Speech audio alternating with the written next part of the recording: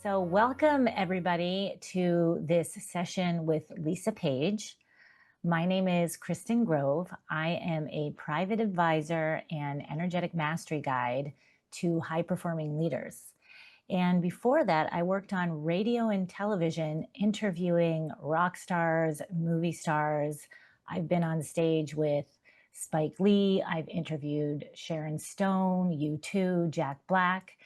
And today it is my deepest honor and greatest pleasure to be talking with my colleague, my good friend, Lisa Page, who is, in my opinion, the rock star of deeper fulfillment in life, love, and intimacy.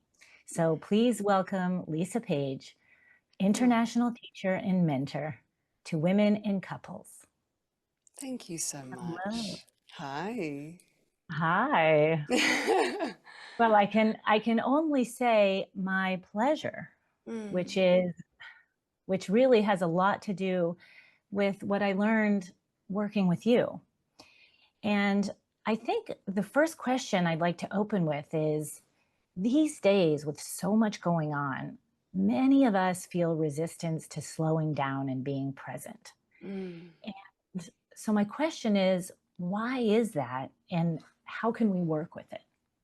mm. I think there's something about being fast that creates a false kind of safety.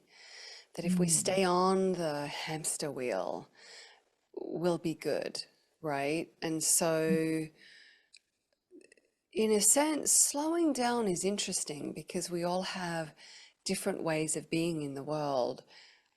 I would shift it from slowing down to being in flow. So being in mm, your own deepest, widest, fullest flow, whether it be, again, in your life, in your intimacy, but in moment by moment response to the person in front of you, to the situation in front of you. And I think that in a sense, the yearning that people have to slow down really essentially comes from a yearning to not be holding the tension that's keeping them fast. Because you could move fast and be totally relaxed. mm, You could move fast, you could move slow, you could move soft and flowingly, you could move angularly, but if you're responding moment by moment to life, if you're present to the purpose of this moment, so is it a moment with your child? Is it a moment with your lover? Is it a moment sipping tea in the garden? If you're fully present with the moment and you're responding spontaneously, truly, deeply, free of that tension, I think that's where we start to feel fulfilled by the moment. I think that it's unfulfilling when we're operating from stress and tension, which can come for all sorts of reasons. It can be habitual tension, or it can be self-protection, a form of fight or flight, but there's still a holding. So I think unraveling those threads of tension and, in a sense, reweaving ourselves into relaxed openness, relaxed presence, relaxed responsiveness. mm. I That's love where we get to feel the juice and truth of the moment. I love the way that sounds, and I've experienced that, and I love the way it feels. Mm. Is there a way for us to respond and be relaxed when the situation is complicated or full of tension or maybe we're running our own fears? I think that if you, I mean, to make it super, super simple, if you start with sourcing yourself in your own fullness, in your own freedom. So if you're rooted in that, so if you think of meditation, if you're meditating on nothingness, right? Zen meditation, slipping into the gap of nothingness, how does that serve you in your life? Well, that ability to see your thoughts come and go and keep opening into the nothingness rather than getting hooked by a thought, hooked by a feeling. As you practice that in your solo meditation, you can now bring that to the moment. So a thought comes in or a person comes in and it feels tense. You have the practiced capacity to be lovingly aware of what's going on without getting hooked into it.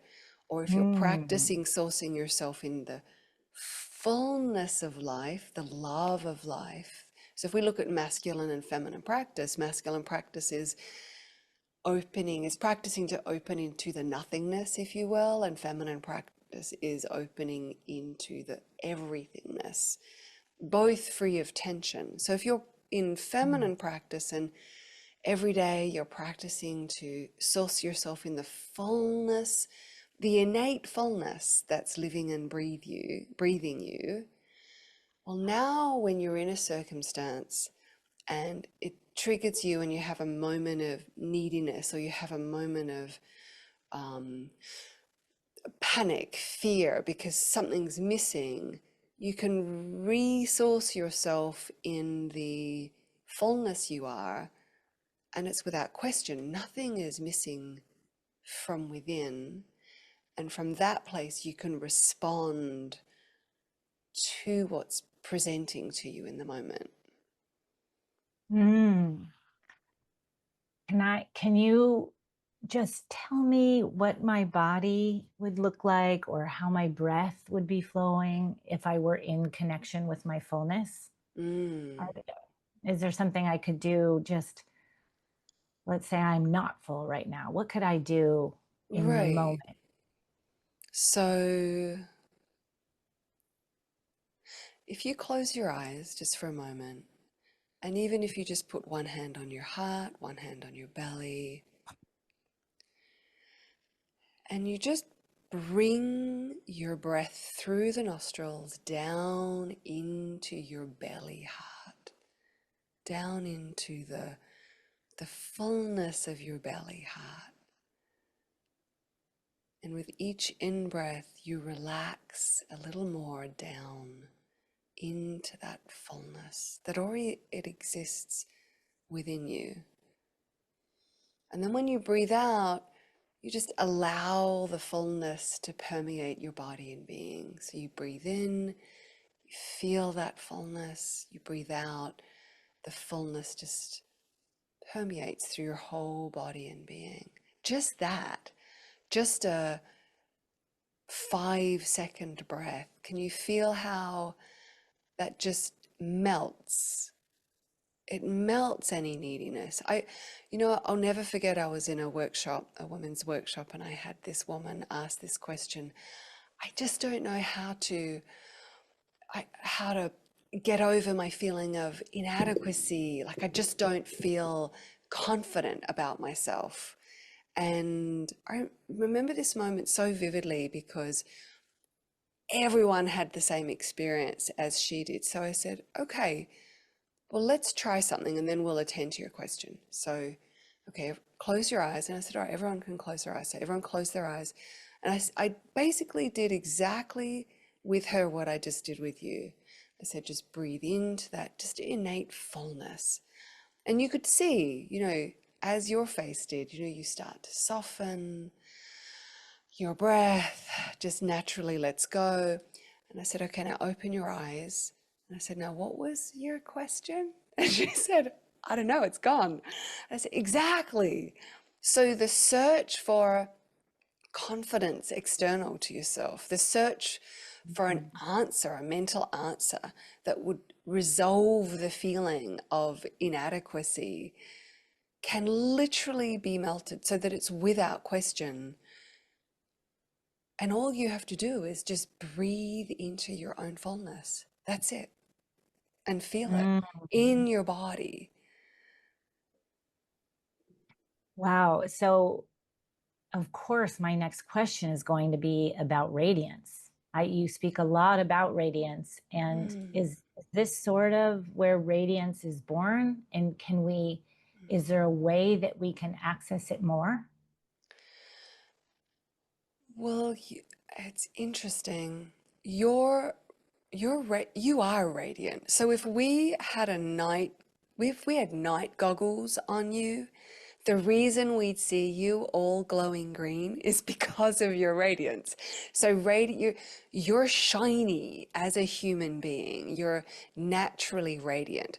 So the radiance comes through your skin, your eyes. You know, when you look into the mirror, you'll see there's a light that's shining in your own eyes. It's a beautiful practice. Every morning you look in the mirror and you see the light in your own eyes, and you remember that's not just the bulb reflecting in the mirror, that's your radiance Mm, reflected right back at you. And every set of eyes you look into, you can see when someone's dulling their radiance and mm-hmm, someone's free in their radiance just by their eyes. So, mm, radiance is not something that you need to cultivate within itself. You are naturally radiant. The mm, question is, will you reveal your radiance or will you conceal your radiance? Now, bodily, I'll give you an example. Hopefully you can see it. So, if I'm looking at you and my gaze is soft, naturally the radiance is easy to see. But if I contract my eyes, mm, as soon as I contract, it diminishes the the visibility of the radiance. Well, it's the same thing with your whole body. So if if I walk around the world like this with my sternum dropped, like you can see, it's harder to see raises my your sternum. radiance. Yeah. I did. If I, No, yeah, if me. I, I'm yeah, raising my sternum. Yes, right. tell me. So if I dip my sternum, if I contract, it diminishes my radiance. But if I lift my sternum, it makes more of me available to be seen. More of my shininess is available to be seen. And you know, wear colors. I wear this color because it enhances my radiance. There are certain colors that dull your radiance, right? So there's this light that shines in all beings. And then in our uniqueness, there are certain colors that magnify that radiance. And you can, what diminishes the visibility of your radiance is contraction, even your voice. So your voice can be radiant itself, right? Or you can really create tension in your voice. And can you see how just with that tension, it's Ooh, less, yeah, it's horrible. yeah. Like it's less radiant, it's less full of energy. And so practicing to reveal your radiance is one thing, and then choosing when, where, and with whom to reveal it. So Mm. there are some times where So, you may, sorry, go on. yeah, so that was curious because then in my mind, I'm thinking like, okay, I want to be, like now I'm going to accrue radiance and be radiant all the time. But now you said something that made me think like, oh, okay, are there times that I want to actively dim it? So this is the beautiful thing. You don't have to dim it, you don't have to constrict it around it to diminish the flow of life force through you, which is what's radiating. What you can do instead is you can become more neutral in your body and your breath. And in that way, you are concealing the radiance, but the radiance is still circulating through you. So, Mm, for example, if I do this, right, if I just do that, it gets hmm your attention. because I'm moving. But if Okay. let's say especially as feminine beings, there are times when we want to be invisible. Sometimes we Mm-hmm. want to be seen, sometimes we want to be invisible. So you don't have to clench around your radiance. You Mm-hmm. can relaxedly allow love's light to move through your body and being, but your presentation in that moment will be more neutral, which will, again, if we had the night goggles on, you would, if you sort of went like this, right, then lots of light would be kind of moving around as it came off your arm. But if you, for example, put the tongue on the roof of your mouth and you just circulate your breath, you breathe down the front surface on the in-breath, breathe out up the spine, Mm-hmm. breathe down the front surface, breathe out up the spine. And this practice comes from my work with David Data. If you do that and then you keep your body neutral, so instead of swinging your hips with the deliciousness of being alive, you would walk with a neutrality. So what gets attention is your radiance, and your radiance is seen through your movement, your sound, your breath. So if I'm breathing spontaneously and you say something to me and I go, ah, well, that's going to get attention if I'm standing Mm-hmm. in a cafe. But if I'm breathing in a neutral way, breathing in, 2, 3, pause, 2, 3, out, 2, 3, pause, 2, 3. If I'm breathing in a neutral way, a uniform way, a structured way, there's less sort of spontaneous light being released through my body and Mm-hmm. being. So I think it is important for us as women to feel the empowerment of, oh, I'm about to go on a date, or I'm about to go out to dinner with my man, and here's my radiance, and bringing that radiance, your love light through your body. And also knowing that if you wanted to walk down a street and be utterly invisible without clenching for fear of being seen, then you could do Mm. that too. And that's the thing. Sometimes we fear being seen, or we have a neediness to be seen. So once you melt that, you can choose to be invisible or to be seen.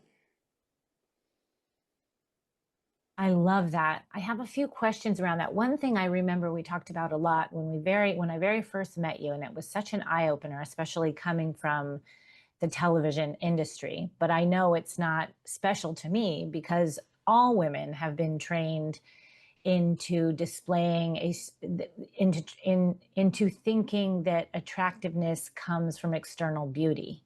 Right. And what I learned from you is that attractiveness actually comes through radiance. Mm.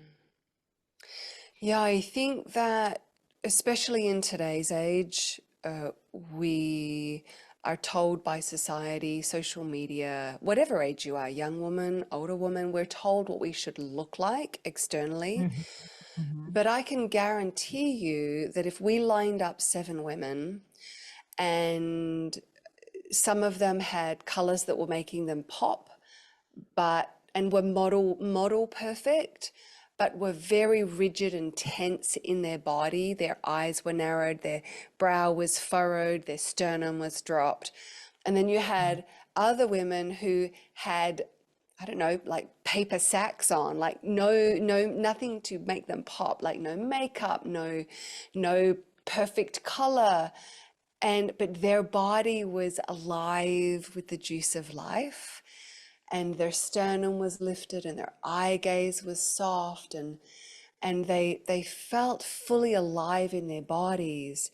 I can guarantee you that no matter the age, those women would naturally evoke more attention than the women who were quote unquote model perfect, but very constricted. And that's Mm. not a diss on either set of women. It's just that what is naturally attractive, what gets attention, is your radiance.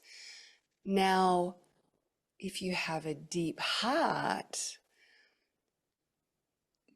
you start to realize that the surface shine of your body gets a certain amount of attention, but the deep light of your heart, your heart light evokes the attention of heart presence. So another way to say that is surface shine gets surface attention. Heart shine gets heart attention. So if you're Mm. yearning Yeah. to be with a masculine partner who could really meet your deep heart, Mm-hmm. then the practice is to reveal the radiance of your heart rather than just the surface shine. Mm. I like that. Okay, let's move into some questions even around sort of couples or Mm, partners. sure. And I've heard you say that it's less about how much we trust our partner, although I get that we want our partner to be a trustable body, Mm, but whether or not it's more about whether or not we trust ourselves. Can you yeah. can you open that up a little more? So you've said it in a nutshell. And the reason I teach this so much is because I think still to this day, women often think that, well, yes, they do want to find, if they're single, for example, a trustable man, or they want to evoke the trustability in their current partner, right? Mm-hmm. But the question around it, the practice around it, is less about the other person and more about, do I trust myself to feel how I feel in response to the moment, Mm-hmm. allow that feeling to move through my body and be displayed as an invitation? So you can express how you feel as an invitation or as an accusation. And we can talk more about that. But to trust yourself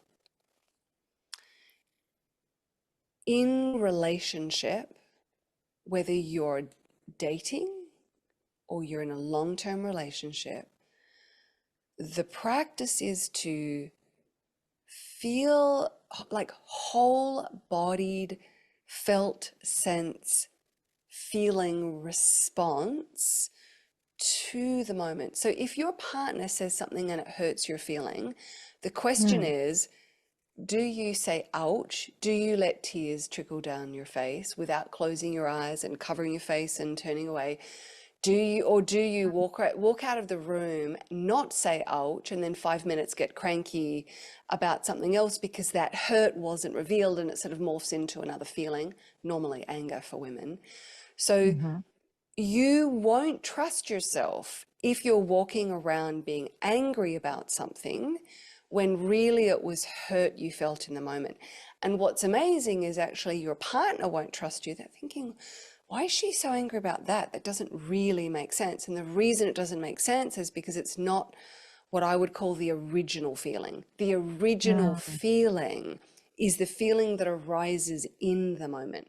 So can you feel it, allow it, reveal it as an invitation through breath, through body, through words if you want. But if you just set your breath free, I quite often have women say, well, how do I express how I feel as an invitation? How do I do that? Because I can feel myself tensing and tightening, and it is coming out as a bit of an accusation. The answer is you feel it, you allow it, and you just set your breath free. So if your partner did something and it felt really good and you felt relieved, you would probably have a sigh of relief. It'd be naturally, it's just what would happen. If your partner said something and it was funny, you might giggle spontaneously. But we all have feelings that we tend to cover over. We have habitual feelings, the feelings that we were told, no, you should keep that one to yourself, through past relationships or growing up or society or culture. So learning to reveal vulnerability, anger, tenderness, sadness, pleasure, desire, all of these feelings, allowing them to move through the body and keeping the sternum lifted, front surface soft, breath full. If you use no words whatsoever and you just let your breath do the talking, you'd be amazed at how potent and spontaneous and true the communication would be. If you think about it, when you're making love, something feels good, something feels scary, right? So something hurts you, it's like, So you would naturally, that's just your breath being set free spontaneously.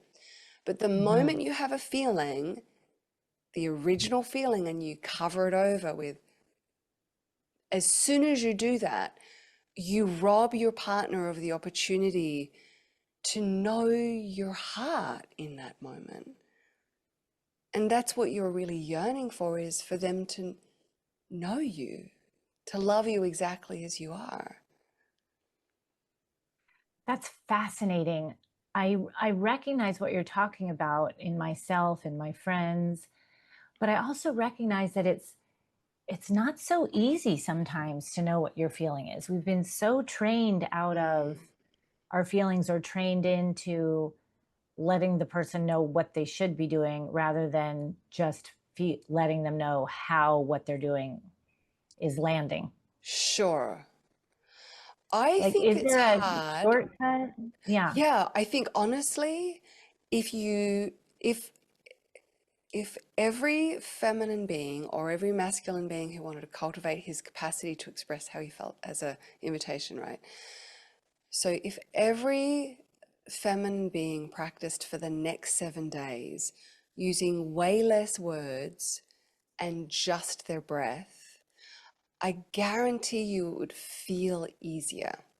I think there are great modalities out there like nonviolent communication, and you can say, oh, when you do this, I feel this and I would need this. Or, oh, right now I'm feeling really this. Like, you can use your words, but if your words are not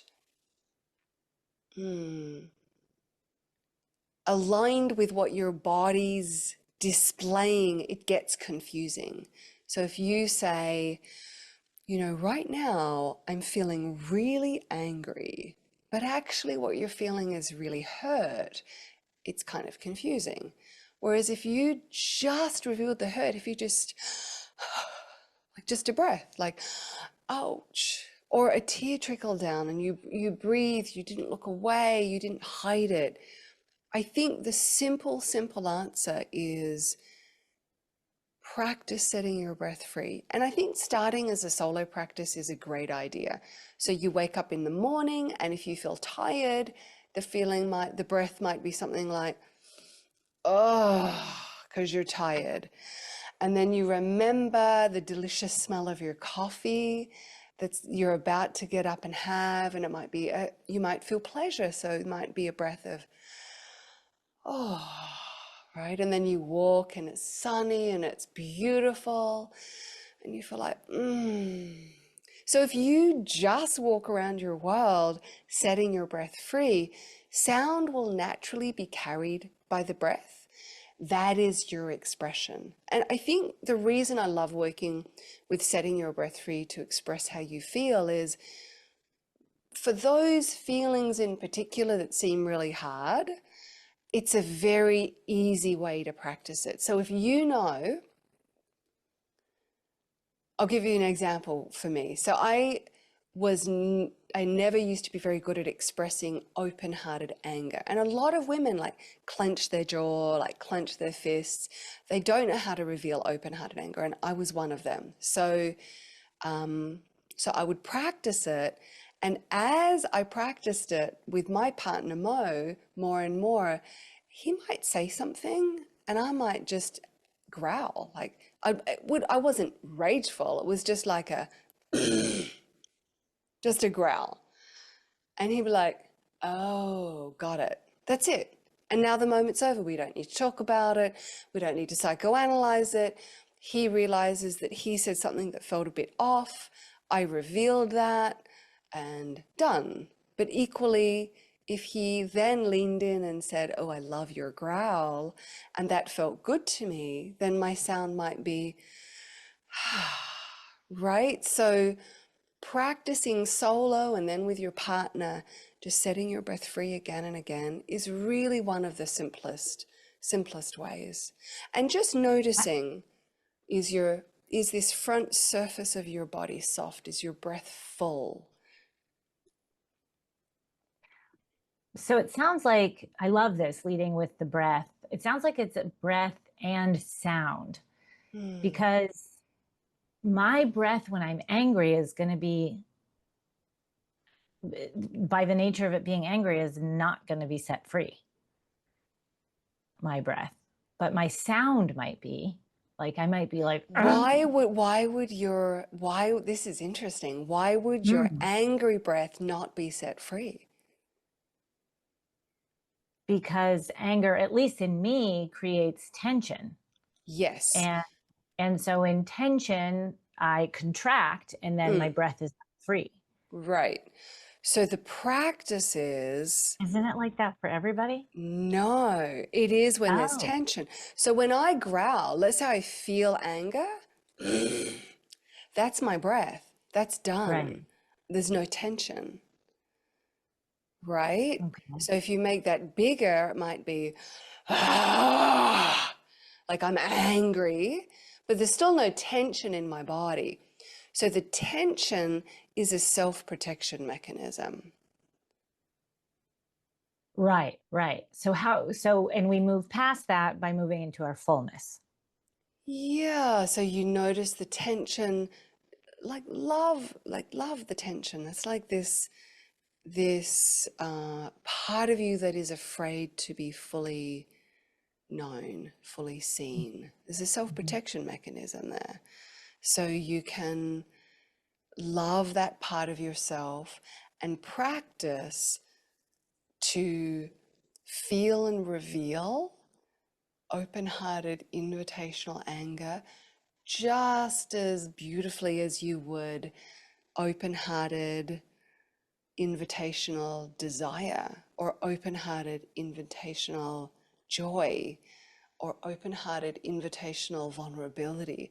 So for another woman, she might clamp her breath down, clench her jaw at the idea of revealing vulnerability. That might feel like a real edge for her. So it would be the same question, but around vulnerability. We're all different. Mm. So I guess that in a nutshell is also the difference between being responsive or being defensive. Yes. Yes. So you can feel it in your tone when you're being defensive. I didn't do that. Or something, right? There's a tension in the voice. There's a tension, which means there's a tension in the breath, which means there's a tension in the body. So if you think Mm-hmm. of the body like a musical instrument, let's say a guitar, if the strings are wound up too tight, it's hard to get a note that resonates and opens the person who's listening. But Mm-hmm. if the string is wound just right and it's played just right, then the listening ear, it's like the music travels down the ear to the other person's heart. But if it's screechy and tight, it creates tension in the other. And in fact, if you have two guitars next to each other, if you pluck the string of this guitar, the same string on the other guitar will actually vibrate. So when you relax and you're vibrating, if you will, openness in your feeling revelation, then your partner is much more likely to meet you in openness in his presence. Whereas as soon as you have tension, Mm-hmm. that guitar string is triggering his tension. That's what we do with each other. And is out of tune, out of Yeah, harmony. exactly. Yeah. Yeah. So, excuse me. So before we move in, I'm going to invite you to maybe walk us through a step-by-step practice for those times when we feel ourselves tensing up or shutting down. Mm. But before we do, I just have one last question that I love, that I learned from you. And that is sort of walking us through the difference between feminine integrity and masculine integrity. Mm. I love the way that you've really sort of outlined that they're different for the feminine and for the masculine. Yeah, this is such a beautiful question. So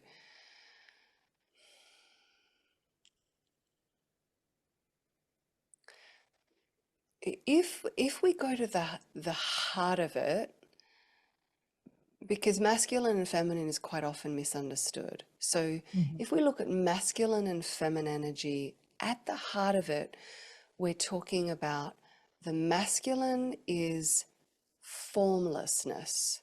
So the masculine within all of us is the never changing witness to the form that is always changing. So the part of you that is aware, consciously aware of, oh, I'm feeling sad. Oh, now I'm feeling happy. The part of you that is aware of that is the same as the conscious awareness that was aware when you were 5 years old playing in the garden. The awareness never changes. The form, so that's formlessness, the form always changing. Your body, you're growing up from a child to an adult. How you feel is changing, what you believe is changing, how you breathe is changing. So the form is always changing. So as we embody these masculine and feminine energies, the masculine part of us is most profoundly trustable when it is consciously aware.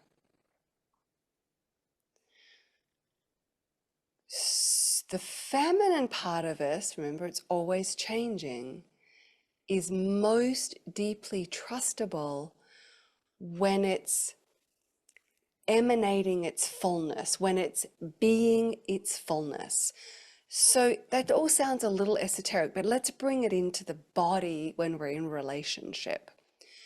Your intimate partner, if you have a masculine intimate partner, he is most deeply trustable to you when he is consciously present to you. And you can feel it. If he starts thinking while he's with you, you lose trust, right? If he's all in his own mind rather than being present to your fullness, fullness of feeling, fullness of movement, if he's not present to you, he is less trustable to you. Mm. You are most trustable to him when you are being that fullness most truly. Now remember, the form is a little bit like a wave. Like if you think of the ocean as love, like the feminine heart is love, essentially. So if you are love embodied and you have a wave of feeling, that feeling will arise and dissipate. And then a new feeling will arise and dissipate. You are trustable when what is arising through you, what you are revealing to your partner, is what is rising in that moment, just like a Mm. wave, just like an ocean wave arising and dissipating. But when, if you think about feeling, when you say to your partner, I'm so angry with you, like, ugh, and if he's looking a little puzzled, it's possibly because actually there's a deeper feeling going on underneath. That's not really the wave. The wave is, I feel really vulnerable when you do that. I feel really hurt when you do that. Mhm. So you become most deeply trustable when you are revealing your fullness moment by moment, the truth of how you feel, not how you felt yesterday, not how you might feel next year, but the truth of how you feel moment by moment. And he's most trustable, the masculine part of him, when he's consciously aware of you moment by moment by moment. I love this teaching. And one of the things I loved about it was you telling me that if you tell a man 3 days from now how you are feeling, that's out of feminine integrity because you're not expressing your feelings in the moment. And the man may feel frustrated because he can't impact in the moment. That's Well, one thing that yeah, was this is really interesting. great teaching. I would say that telling him how you felt 3 days ago, that's not necessarily out of integrity, but it's definitely less useful to him because there's nothing he can do about 3 days ago. But if you had said, ouch, 3 days ago, he could have leaned in and gone, oh, honey, I'm so sorry. What caused the ouch? So he would trust you more deeply for sure Mm, if you responded in the moment, that original feeling. That's where nonviolent communication can come in handy, and you can say, do you know what? I've just had this realization that 3 days ago, when you did that, I actually felt really hurt. I covered it over.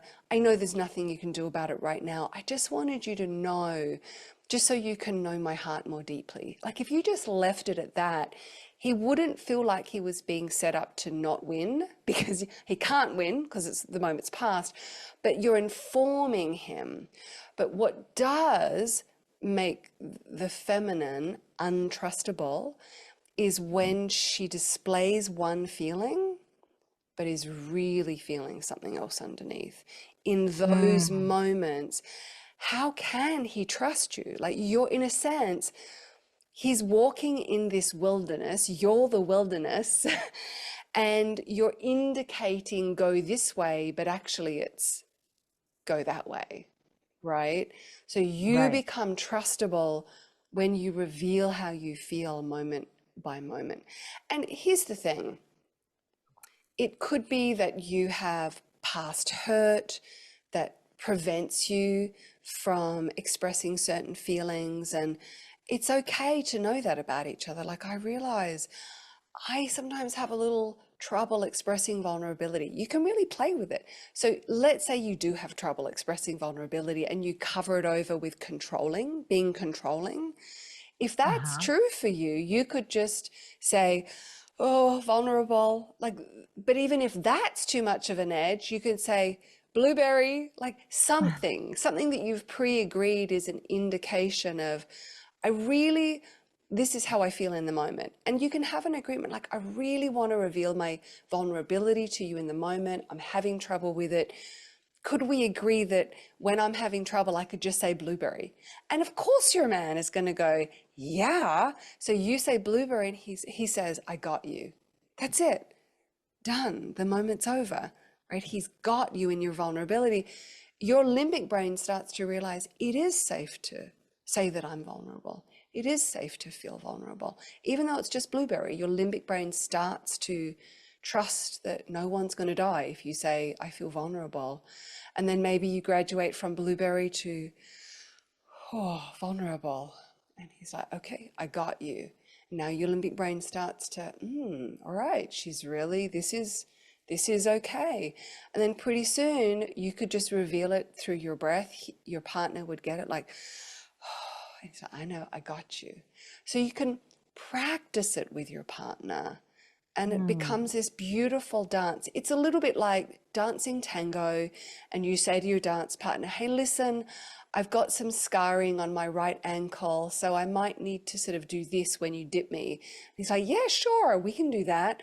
I think if you can have those kinds of conversations at neutral moments, it's a beautiful way to let you dance freely in your intimate relationship Mm. when the moments arise.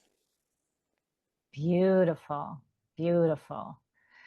Well, I'm going to invite you to walk us through a step-by-step practice, maybe to help us just start to gently feel in our body what that actually feels like. But before we do that, I know I have learned so much working with you. If someone wants to start exploring this work with you, sort of in one-on-one or in a couple or in a group, where's the best place to begin? I would say come to my website, lisapage.com, Lisapag. So lisapage.com. And there's a couple of ways that I work with women, live in-person retreats. I have a beautiful program called EmbodyShe, where we have an intimate group of women from around the world, and we gather for virtual retreats where I guide you all in practice and Q&A sessions, and we do full day workshops, and there's a private community where you can ask unlimited questions, and that's one way to get unlimited access to me for questions as you go along. That's a beautiful 12-month journey, or working privately one-on-one. Okay. Thank you so much, Lisa. You're I welcome. love talking to you. Thank you. This was beautiful. I appreciate it. Yeah.